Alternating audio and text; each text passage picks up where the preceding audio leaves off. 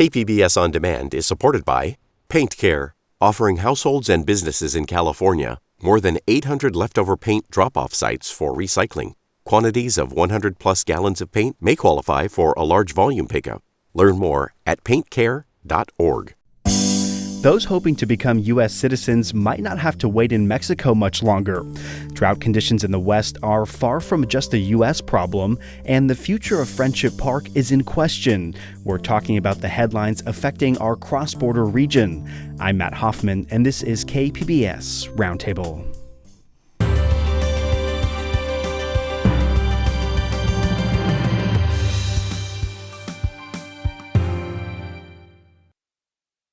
Hello and welcome to KPBS Roundtable. I'm your host, Matt Hoffman.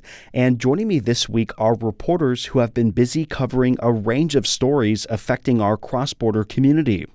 Kate Morrissey is an immigration reporter for the San Diego Union Tribune.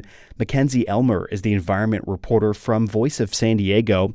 And we also have the border reporter from KPBS News, Gustavo Solis, is here. I want to thank you all so much for being here and being returning guests here on Roundtable. We want to start with the big headline this week out of Washington.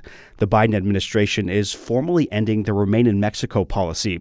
Gustavo, going to you here first, does this change anything in, like the short term for those that are caught up in this red tape? Like a bit, I guess, right?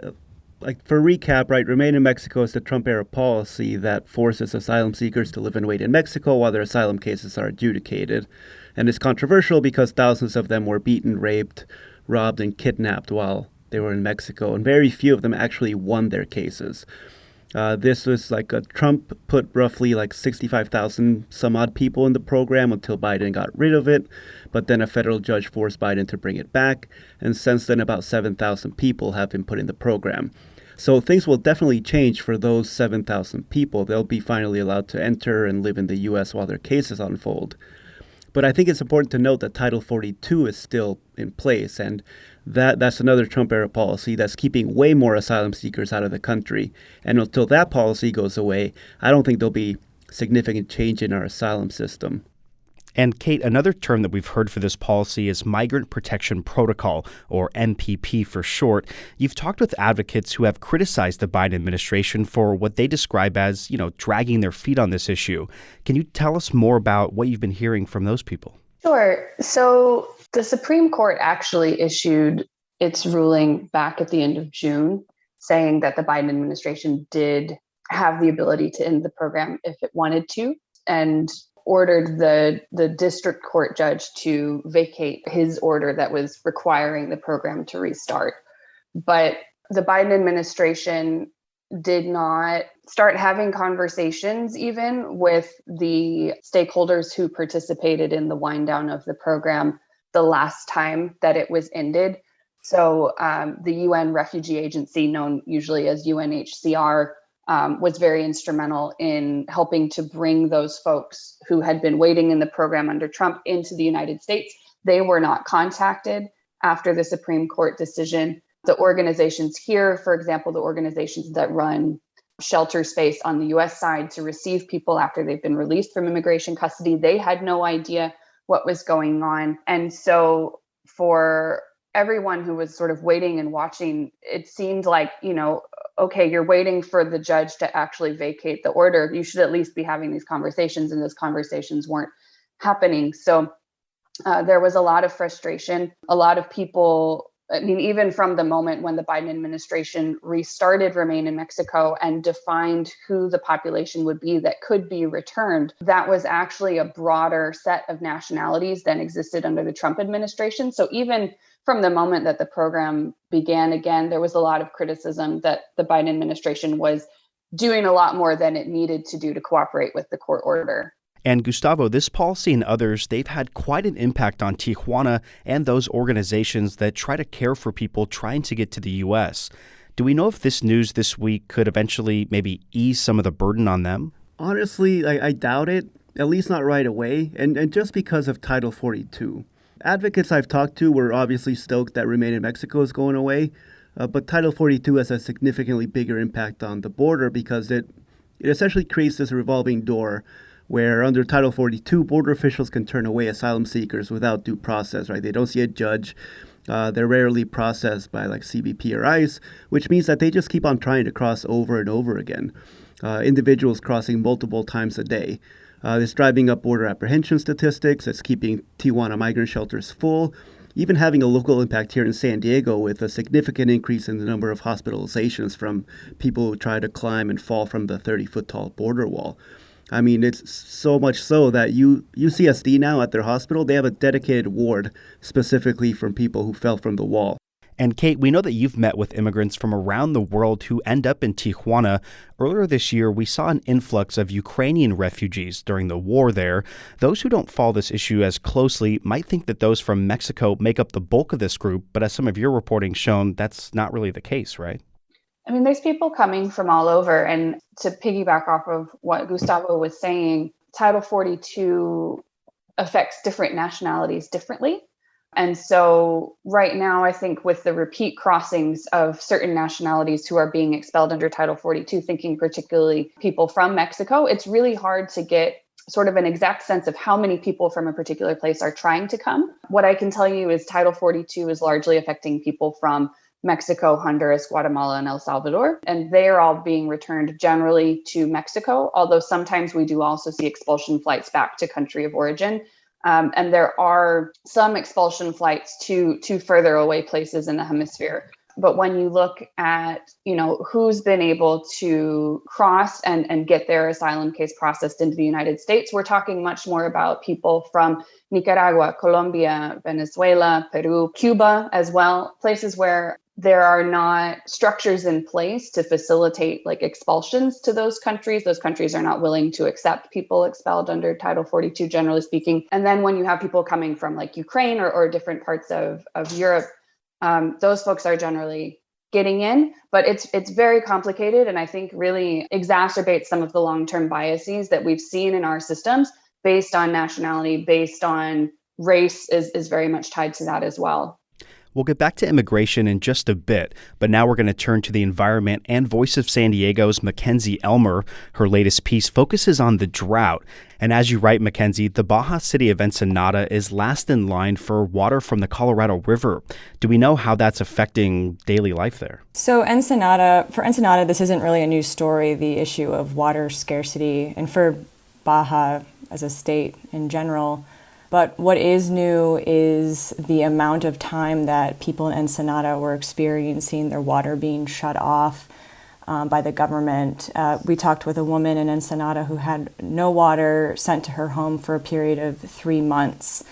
And so the latest bout of drought driven by climate change, coupled with a suite of other problems like poor maintenance on pipelines and problems with a desalination plant, led to just a lack of water throughout the city, so much so that it eventually led to some protests in the street, and especially some of the wealthier areas of Ensenada that usually have underground cisterns where they can keep extra water. They were running out as well, and so that led to some pretty serious demands from the government to come in and try to solve this problem. There are ways to get extra water, right? But it's not cheap. So for those who can get it, do we know what those people in Ensenada are paying to get the water?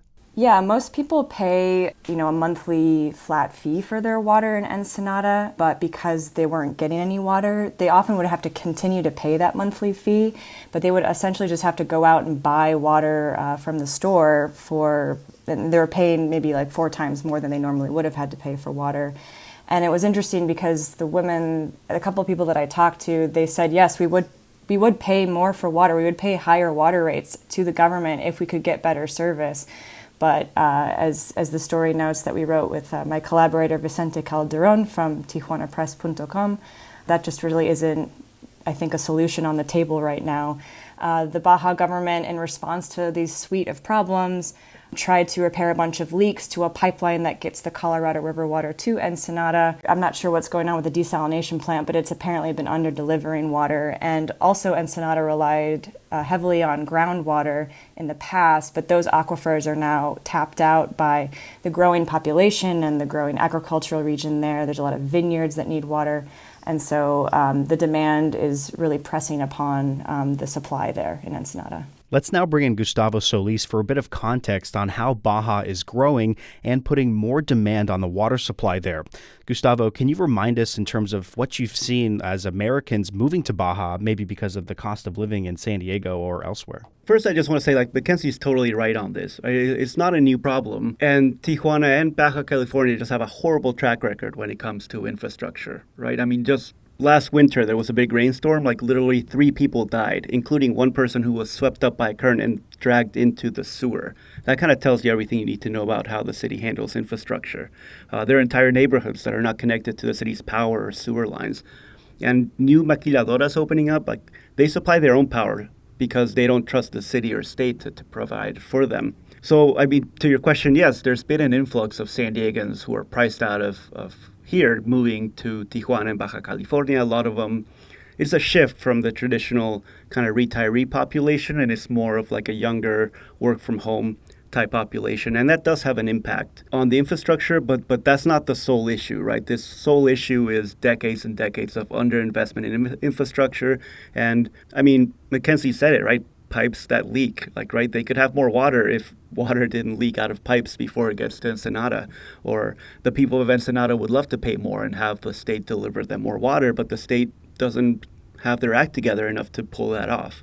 Mackenzie, we know that drought affects the entire region. I'm curious, what are you hearing, if anything, from scientists or even water districts about the long-term situation if things like weather patterns don't change in the near term? I mean, is Baja potentially heading for a really bad situation? Baja already is in a bad situation to the extent that the federal government there declared an emergency drought declaration, which it doesn't deploy very often, as I understand it. And that would essentially give the federal government more power to kind of redistribute water as it sees fit. Just like in the United States, agricultural takes up a really large portion of the water in Mexico. And so there's conversations right now about shifting water from farmers once again towards urban areas. This has happened in the past, but it's often just a much more politically tough issue to do, to take water from ag and give it to urban areas. But in terms of this extended drought, climate change is a huge issue that's affecting this entire problem, right? I mean, we're now talking about, it's called aridification or just desertification or just drying of areas for an extended period of time for years and years. We say this is the worst drought in thousands of years. So I guess weather patterns are affected by climate change to the extent that we'll see more extremes. So we'll see more extremes in terms of drought. We'll see more extremes in terms of rain. We'll have rain faster and harder than we did before, so we won't be able to capture it all as we once did, or we can't rely on the kinds of snowpack that once supplied rivers as they used to. So I guess that's kind of the extent of what our future holds. And so the Baja governor actually has been talking more and more about water recycling, which is also a trend in Southern California. As you know, the city of San Diego is pursuing a big water recycling project. So that's maybe on the table, but as Gustavo said, it's really rare that Baja can get its act together to actually pursue and execute some of these big infrastructure projects that they desperately need.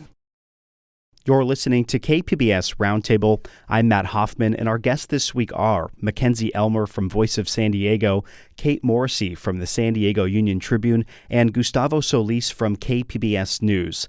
I want to shift now to another water story. KPBS Midday Edition talked with Imperial Beach Mayor Serge Dedina about sewage problems this summer. Here's how he described the current situation. The problem is already over 275 million gallons of sewage have been discharged into the Tijuana River, 30 million gallons a day. Last night, our environmental director, Chris Helmer, reported to me that the water coming out of the Tijuana River was, quote, black. That's raw sewage straight from the bowels, literally, of Tijuana. And that's polluting our beach. They've issued a warning for Silver Strand, but we've got a week of south swell already. We've got south swell here, increasing south swell, south wind on the weekend. So while Coronado's open and the Silver Strand has a warning and IV's closed, it doesn't really bode well for anything to have that water, 3 to 5 miles of sewage in that river from the border crossing to the Tijuana River mouth, sitting there for months at a time. You can hear more of that interview on Wednesday's Midday Edition podcast. Mackenzie, we want to go to you here. Dedina says that Baja authorities have tentatively agreed to emergency cleanup operations. He says he thinks that officials there are realizing that it's more cost-effective and cleaning the water could help Mexico too, as you sort of just pointed out. But we know that sewage spills, they've happened for years here. Do we know why this progress is happening now? As far as the tentative deal with the Baja authorities, I haven't personally been able to confirm that on either side from Dedina or Baja. So, I mean, there might be a deal in the works. I guess what he was talking about was some kind of a fix at this broken wastewater plant south of the border called Punta Bandera. I guess he got some assurance from Baja authorities that they were going to maybe chlorinate the water, which would somehow clean it up, and then add, aerators to the actual wastewater plant. And I've been to that plant, and there are aerators that are supposed to help with the wastewater treatment, and they're broken. They've been broken forever.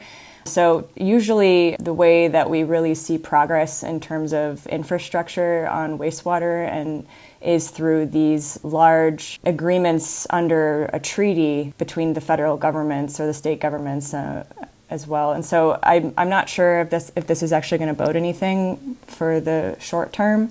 But that is something that Imperial Beach really wants, is some kind of short-term solution, because this big federal plan that the EPA has to try to help solve the sewage problem at the U.S.-Mexico border between Tijuana and San Diego is years off. So, Imperial Beach, their beach is closed right now. It's closed through Coronado in terms of entering the water because of the latest sewage spill. So I'm sure that they really want some kind of a short-term solution. Right. Yeah. If they can't stop the spills, they at least want to try to mitigate some of the impacts. Because as you mentioned, there's beaches closed in Imperial Beach and warnings elsewhere. And as you mentioned earlier, you've made some trips out there to Imperial Beach, talked with visitors, even some people from other parts of the country. Are they taking these warnings seriously when there's signs up there that say beaches are closed? And I ask that because we know in recent weeks there's been some questioning from local mayors about the county's new water quality tests and if they're really truly accurate. I mean, do you think people are taking this seriously, or what are you saying? My latest visit was to Coronado when they actually had beach closures instead of the county's new beach advisory that they put out when they don't have a confirmed source of sewage, which is called a warning advisory. And that basically lets the public decide whether they want to enter the water or not. It's essentially the beach is still open. It's not totally closed. I talked to beachgoers from all over the country, and it's still not totally clear whether they can enter the water or not. Even though it says keep out of the water, sewage contamination, you still saw people stutter stepping, trying to look at the sign more closely. I talked to a guy who was dripping wet from just coming out of the water. He was from Nebraska, and he was like, you know what, I'm not gonna listen to these signs anyway.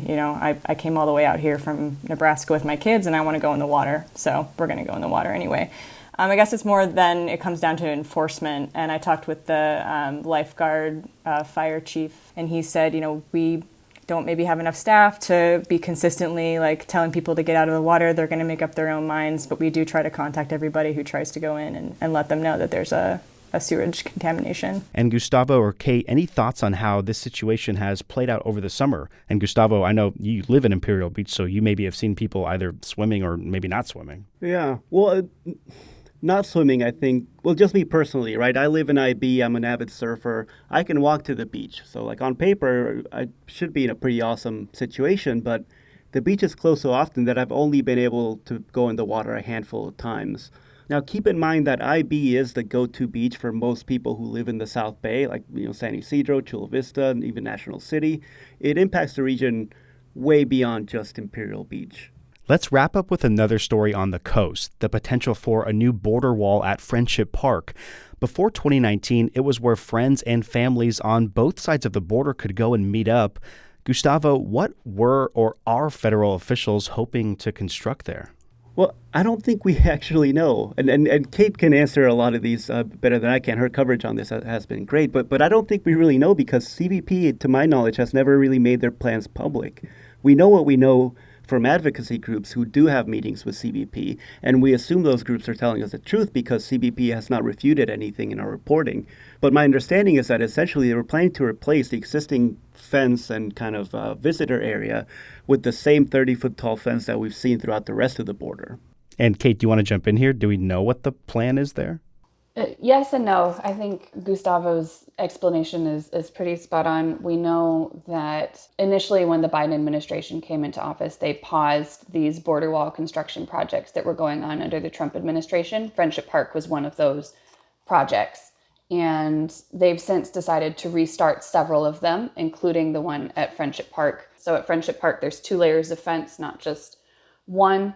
And the park itself is actually situated in between those fences. So that means that, there's this pedestrian gate there at the park that Border Patrol controls. And so they can allow access or not allow access into the park itself.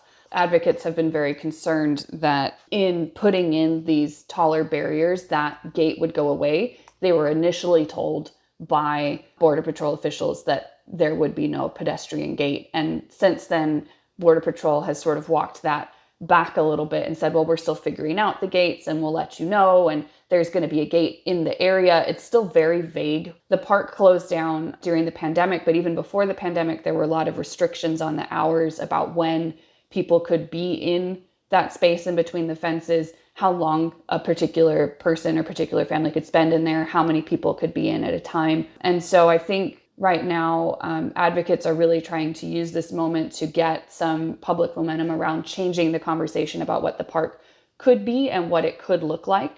But it remains to be seen how far that's going to go. At this point, all we know is that the administration has agreed to pause the project again to give time for there to be more conversation. But the outcome is still really unclear. And we are hearing from federal immigration officials that they do want to commit to keeping that park open at least a little bit once it gets open. And Kate, you've reported in recent weeks on the hope and symbolism of Friendship Park and how families are still showing up there hoping to connect. For Border Patrol, this may just be like another assignment, but what does this site mean for those who are separated from their loved ones?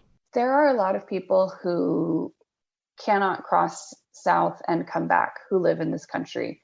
Perhaps they are undocumented. Perhaps they are in the process of getting their documents together. A lot of the families that I met were in process of eventually having a green card. Part of the reason why they felt safe coming there to where there is a Border Patrol agent sitting and monitoring the area was because they are already in process. There are also a lot of people who have these sort of limbo statuses where they have permission to be here, but they don't have permission to come back if they leave. Our immigration system is very complicated, and more often than you would think, it actually creates situations like that. And so for people who are in that situation, coming to this park is a way that they can see and hear and touch, at least by fingertips through the fence, family members who they haven't seen in sometimes more than a decade. One of the families that I met recently, it had the woman who is, now I think around 23, she's in college. She hadn't seen her grandmother since she was in elementary school.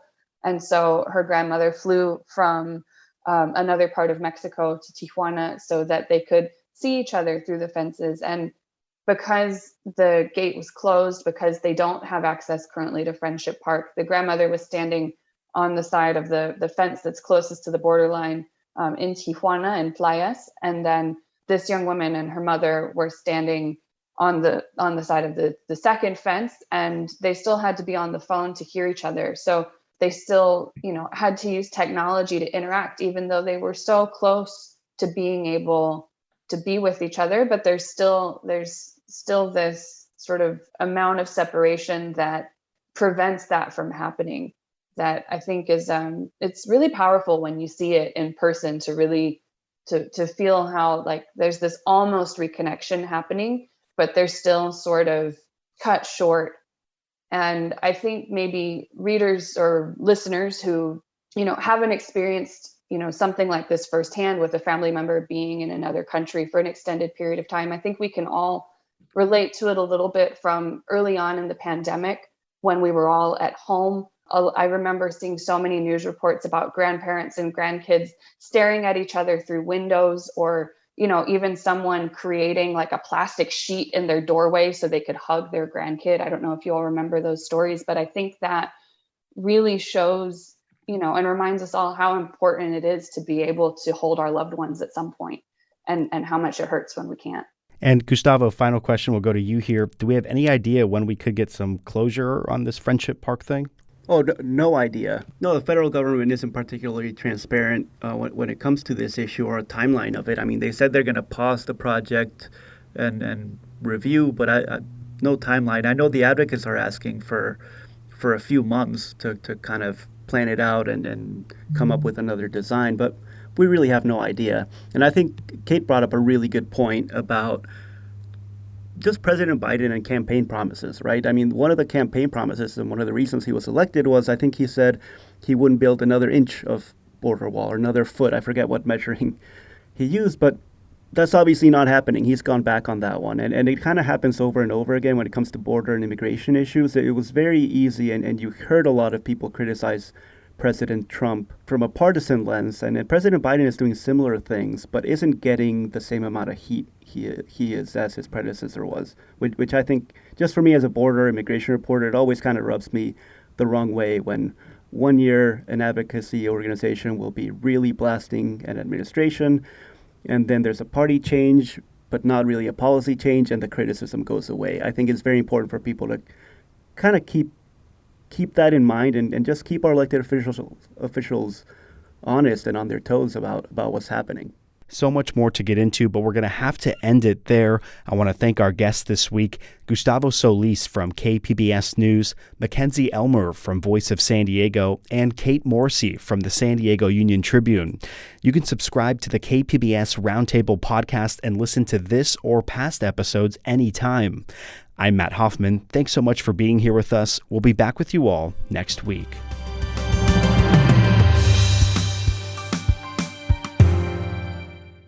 KPBS On Demand is supported by Marrocel Design and Remodeling, helping homeowners with their home remodeling needs. From ADUs to kitchen remodels, room additions, and custom homes, Marrocel Design and Remodeling can help homeowners design and build their dream homes. More at trustyourhometous.com.